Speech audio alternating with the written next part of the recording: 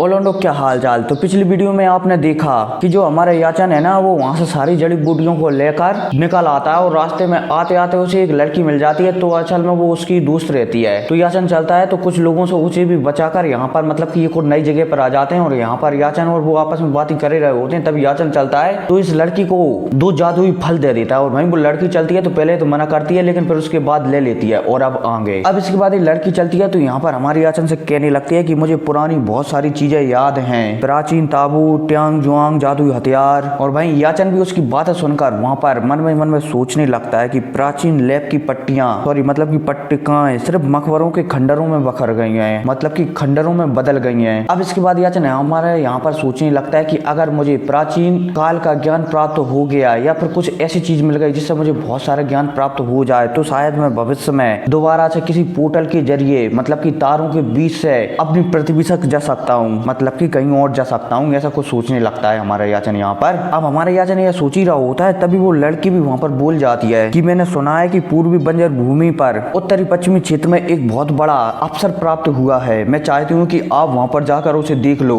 और भाई साहब ये उस लड़की की ऐसी बातें सुनकर हमारे याचन भी कह देता है कि मुझे अभी भी कुछ करना है, इसलिए शायद मैं इस बार नहीं जाऊंगा वहाँ पर। चलो इन बातों को छोड़ दो, मैंने तुम्हें बहुत पहले देखा था तब तुम बदल गई थी, मतलब कि जब मैंने तुम्हें बहुत पहले देखा था तब तुम अलग थी और अब तुम अलग हो गई हो। और मुझे विश्वास है कि जब हम अगली बार मिलेंगे तो तुम अपने अगले लेवल पर और भी ज्यादा तेजी से पहुंच चुकी होगी। खैर कोई नहीं, मैं 1-2 दिन बाद एक वीडियो बनाऊंगा इस कहानी की, जिसमें मैं शायद आपको इस कहानी के लेवलों के बारे में बताऊंगा कि भाई कौन सा लेवल किस वजह से मतलब कि किसके ऊपर आता है, ठीक है। क्योंकि अभी तक सिर्फ मैं ऐसा ही इशारों में कहता रहा कि ये इस लेवल पर है, ये इस लेवल पर है, लेकिन आपको एक तरीका लग जाएगा कि भाई कौन सा लेवल किसके पास आता है। तो उस वीडियो का इंतजार करना, ठीक है। और भाई जब वो लड़की हमारी याचन की ऐसी बातें सुनती है कि वो उसे दोबारा से मिलने के लिए यहाँ पर आएगा और वो उसे इस लेवल पर पहुंचाने की कह रहा है, मतलब कि पहुंचने तक कह रहा है, तो वो भी याचन से कहने लगती है कि ठीक है, मैं कोशिश करूंगी कि मैं उस लेवल पर पहुंच जाऊं और तो और मैं देखना चाहूंगी कि तुम मुझसे दोबारा मिलने के लिए आओगे या फिर नहीं। और भाई साहब अब इसके बाद यहाँ पर इनके बीच थोड़ी बहुत टांका झांकी होता है और फिर सीन शिफ्ट होता है और फिर हमें एक गुफा का सीन बताया जाता है जहाँ पर याचन अपनी मस्त तरीके से ट्रेनिंग कर रहा होता है। लेकिन अब इतने में याचन वहां पर मन में सोचने लगता है कि इस जगह की शक्तियां बहुत ही ज्यादा हैं, केवल मैंने सिर्फ 3 गोलियां ही खाई हैं और मेरे अंदर की शक्तियां भारी मात्रा में बढ़ गई हैं। अब वहां पर याचन सोच रहा होता है कि अब मैं क्या करूं, मतलब कि याचन ने 3 सेब खा लिए हैं और उन 3 सेबों से याचन की शक्तियां इतनी ज्यादा बढ़ गई हैं कि अब वो और खा ही नहीं सकता, इसलिए वो सिर्फ इन सेबों को देख सकता है और खा नहीं सकता। इसलिए अब वो वहां पर सोच रहा होता है कि अब मैं क्या करूं। अब इतने में याचन यहाँ पर सोच ही रहा होता है तभी कुछ याद आता है कि ताओवादी पुराने ग्रंथों में किसी चीज का उल्लेख किया गया है, मतलब कि किसी विधि का उपयोग किया गया है और शायद मैं उस विधि का उपयोग कर कुछ ऐसी चीज ढूंढ लूं जो मुझे फायदा कर सके। इसलिए अब याचन चलता है तो अपने शरीर से दोबारा से उस सोने की कलर की प्लेट को निकालता है और उसका ज्ञान अर्पण करने लगता है, मतलब कि पढ़ने लगता है उस सोने की प्लेट में क्या है क्या नहीं है। और फाइनली काफी देर तक मुड़ परचाव करने के बाद फाइनली याचन को एक रास्ता मिल जाता है और फिर वो याचन चलता है तो दोबारा से उन फलों को खाने लगता है और फिर खाने के बाद दोबारा से ट्रेनिंग करने लगता है। अब जैसे हमारे याचन ट्रेनिंग करता है ना तो उसे कुछ अपने शरीर में सुधार होता हुआ दिखाई देता है, जिस वजह से वो प्रसन्न हो जाता है और दोबारा से फल को खाता है और फिर दोबारा से ट्रेनिंग करता है। अब इसी बीच में याचन चलता है तो जी एल्डर का जो दर्पण था ना जो कि टूट गया था उसको भी वो उस बुक के जरिए सुधार देता है और इसके बाद जियान परिवार का मतलब कि किसी जियान परिवार की टेक्निक को भी वो अपना लेता है, उसे भी मतलब कि वो सही कर लेता है, उसके बारे में भी सीख जाता है। और इसके अलावा याचन को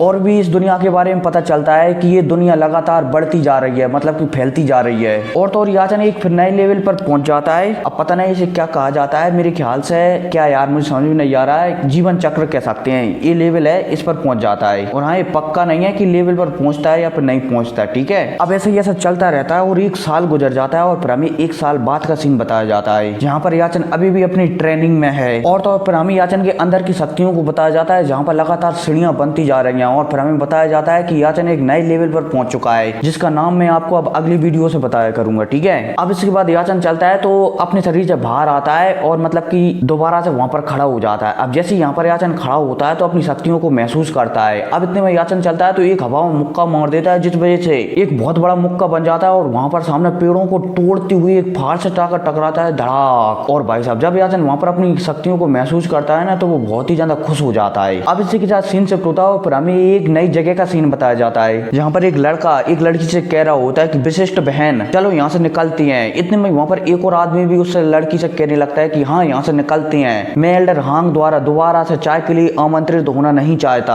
और भाई जब वो लड़की उन दोनों की बात सुनती है ना तो वो उन दोनों से कहने लगती है कि तुम दोनों कितने डरपोक हो। मैं एल्डर हांग के पास जा रही हूँ, उन्होंने मुझे जो जानकारी इकट्ठा करने के लिए कहा था उसे बताने के लिए। अब जैसे ये दोनों बंदे ये सुनते हैं ना तो ये तुरंत यहाँ पर खड़े हो जाते हैं और इस लड़की को ग्रीट करने लगते हैं कि बड़ी बहन बहुत ही ज्यादा पावरफुल हैं, कि वो एल्डर हांग के पास दोबारा से जा रही हैं। अब इसके बाद सीन शिफ्ट होता है और हमें इसी लड़की को एक बुड्ढे को जानकारी देते हुए बताया जाता है, जहाँ पर एक लड़की दो बंदों के बारे में जानकारी दे रही होती है इस बुड्ढे को। अब ये जानकारी क्या है वो तो मुझे भी समझ में नहीं आई भाई ये क्या कह रही है, लेकिन मैं यहाँ तक की कल्पना कर सकता हूँ, मतलब कि उम्मीद कर सकता हूँ। तो ये बुड्ढा है ना, ये शायद हमारे याचा ने एक बुड्ढे को मारा था जो कि लाठी को पकड़े हुआ था, मतलब कि लंगड़ा लंगड़ा कर चलता था। तो मेरे ख्याल से ये उससे संबंधित हो सकता है और उसकी जानकारी लेने के लिए ही ये यहाँ पर आया है। खैर जो हो वो तो अब आने वाले एपिसोडों में आपको पता चल ही जाएगा। तो मिलते हैं अगली वीडियो में, तब तक के लिए टेक केयर एंड